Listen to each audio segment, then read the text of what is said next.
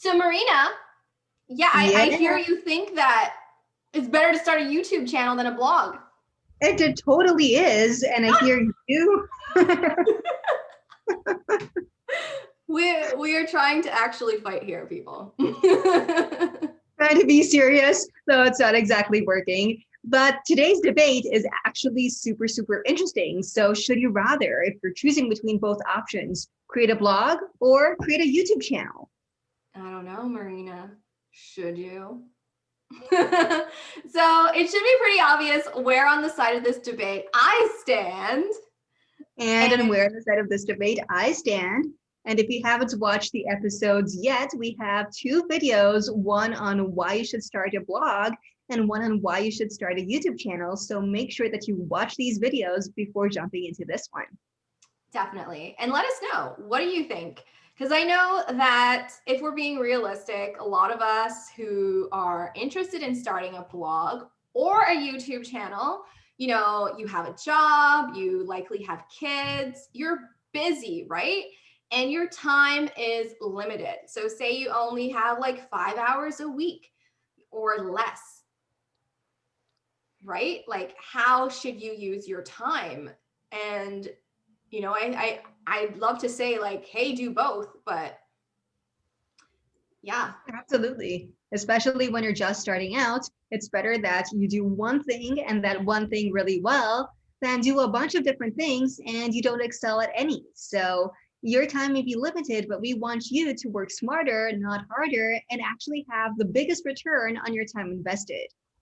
Okay, Marina, why should we start a YouTube channel? Like, give me one reason why. Reason number one, it's free. So if you have $0 to spend, you don't want to spend, even if it's a tiny, tiny amount, you can literally get started today. So there are no barriers to entry, not even the price. You can start recording on your phone, start recording using your webcam. And as your business grows, obviously you can upgrade to a microphone and to actually have a camera and lights and all of that. But when you're just starting, you literally don't need anything. Okay, so you're saying that starting a blog costs money. So, yes, this is true that if you wanted to start off your blog as a self hosted WordPress site, for example, yes, there's hosting, there are themes, but you don't have to get started that way. If you're just thinking about, you're not sure if blogging is going to be a long term, career choice or whatever, passion project for you, you can actually get started for free. You can start on WordPress.com. You could start a Blogger site, and Blogger is actually owned by Google. So that could be to your benefit. And then once you have reached the point where maybe you're making a little bit of passive income from products you're selling or affiliate marketing, you can say, okay, I'm ready to invest and to start a blog where, I think either way, there are going to be some investments, right? So there's only so much you can do with, free software. Although I'm totally lying because I do also use the free software on my Mac, but not everyone has a Mac, right? Not everyone is going to have a MacBook that has QuickTime or iMovie, which they're going to use to edit videos, right? So I think either where there are barriers. Oh, absolutely. And another reason, the Bring benefit it. of YouTube is that if you don't have an existing audience, there are just a bunch of people there ready to find your content. And one of the easiest ways for you to rank in search, for you to rank on YouTube when you're just getting started, is to create videos on topics that people are already searching for. So if you create a video that's longer, that's better than someone else, even if they're a huge creator and have thousands of views, the chances of you being found are huge as well. All right, that sounds like a pretty good reason. But I would say that one of the benefits of starting your own blog or even a website is that you own it. You own the content you create, and there is security in that. Whereas if you're building your business on a platform like YouTube, like, I don't want to bring this up, but there are people who've lost access to their channels. And, that's the truth for any social media platform. A lot of people are getting banned from Twitter and things like that these days. And, I'm not saying like that will happen to you. I'm just saying that it can happen to you. So, yeah, what do you got to say about that, Marina? You are totally right. That is so, so true. And that's also one of the reasons why, for instance, just connecting both of these things, it's so important to have an email list. And you grow an email list both on YouTube and with your blog. But that email list, those people who are there, they're your followers for life. So even if your blog disappears, even if your YouTube channel disappears, you still have those people, and you can find a way, maybe something that we don't even know exists at the moment, to share your content with them.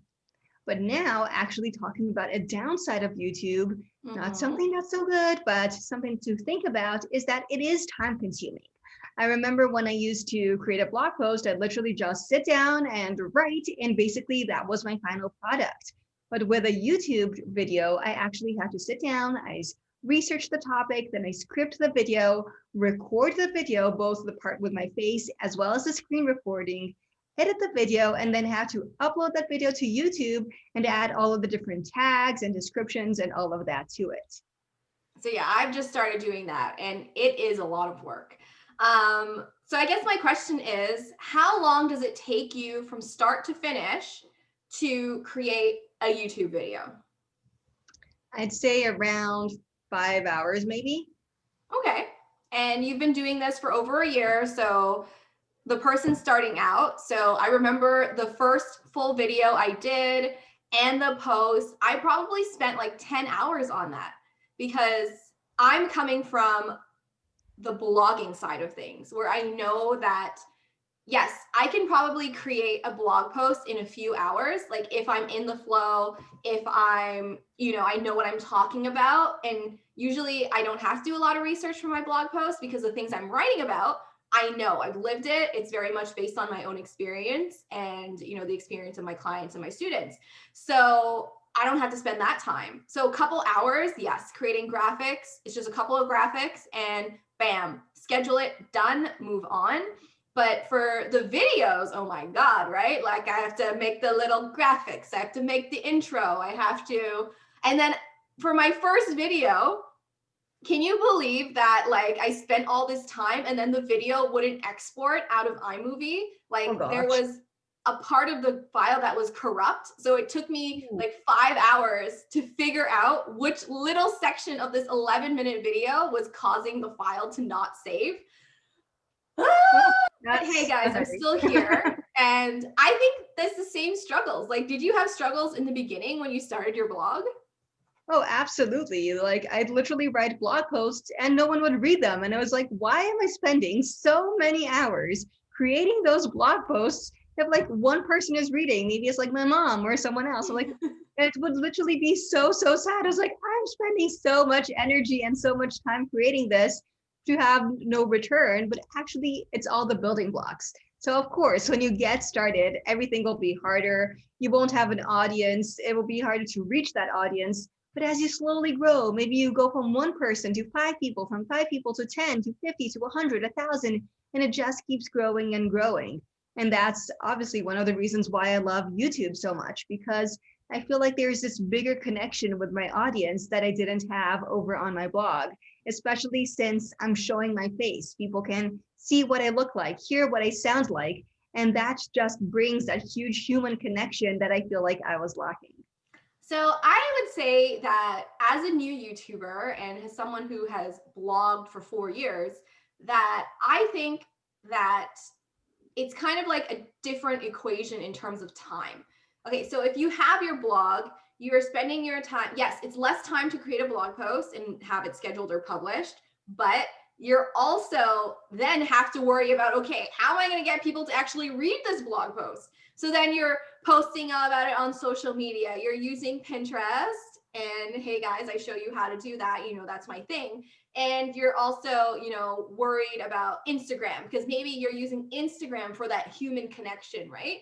Whereas YouTube, it seems like the plus is that you kind of have all that time baked into the process of creating the video. So like it might be the same amount of time, but it's just different. Like it's in the video and that's it. Like you don't have to worry so much about all the other stuff. Would you say that's correct? Oh, absolutely. I feel like I spend way more time before, like in the actual creating process, figuring out what I want to create a video on and editing, scripting, all of that. Whereas after it's posted, maybe I'll share it to a few social media sites, but then I'll be good to go. The video will basically do the work for me. YouTube will do the work for me. Whereas in a blog, even if I spend hours and hours beforehand, if I didn't do the work promoting it after it went live, I would literally create a blog post for crickets. So that after step in blogging is definitely important. I think that's true, but I would say that one of the rules for blogging, and I don't know if this is for YouTube, is that, and maybe it's the opposite, this whole 80-20 rule, 20% of your time is creating content. 80% of your time is amplifying and getting that content out there. But maybe for YouTube, it's flipped. Like 80% of your time is creating the content and 20% of it is promoting it. Would you say that's also true? That is very true. It's not also that I don't post a video and forget about it. I still spend around 1 and 2 hours after publishing the video, actually promoting it, making sure it gets as many eyeballs as possible. Because for YouTube, actually the 24 hours after your video gets posted are the most important ones. So if your video tanks in those 24 hours, the chances of YouTube promoting your video to others are quite small. So you need to get your video out there to as many people as possible. But obviously you don't need to spend hours and hours and hours and hours on end doing so.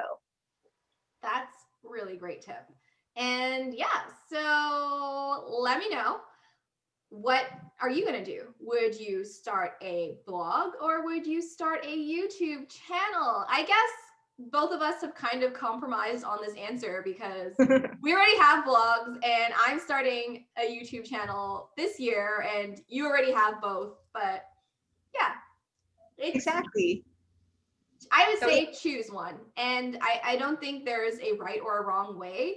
It's maybe just about your level of comfort. Are you more comfortable creating videos or are you more comfortable typing? Like, because at the end of the day, blogging versus vlogging, it's the format, right? Words versus frames on a video. So absolutely, just see whatever you're most comfortable with. And remember to comment down below if you're team blogging or team YouTube, at least just to start. And we'll be back here next week, every single Wednesday at 8 a.m. Pacific time, 11 a.m. Eastern time.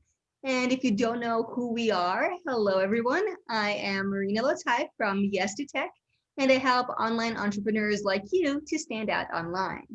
And hey, y'all, I'm Natalie Bardo, your Pinterest coach. I'm here to help you get more traffic, subscribers, and sales with Pinterest. So be sure to subscribe to get other videos and click the link to hop over to Marina's channel and subscribe as well. We'll see you right here next week for another maybe hot debate, maybe, some tips to help you grow this year. Who knows?